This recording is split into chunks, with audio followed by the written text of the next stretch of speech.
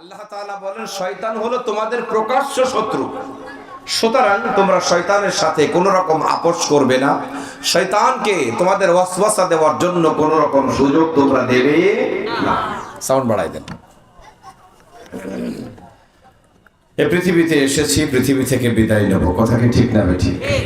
সবাই নাকি যারা এখানে আসছে আমরাই?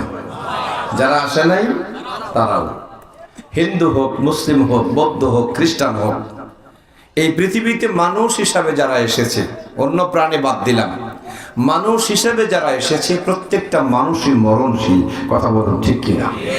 এখন মুসলিম হলো তারা যারা শুধুমাত্র এই দুনিয়ার উপরের চিন্তা করে না, তারা নিচের চিন্তাও করে। আল্লাহ তাআলা বলেছেন ওয়ালা তামুতুন্না ইল্লা ওয়া আনতুম মুসলিমুন, তোমরা যতক্ষণ মুসলমান না হও ততক্ষণ মৃত্যুবরণ করো না। তাহলে আমাদের বিষয়টা মাথায় রাখা উচিত, ঠিক কিনা বলেন? আমরা এসেছি একা, আবার যাব একা, কবরেও থাকবো একা।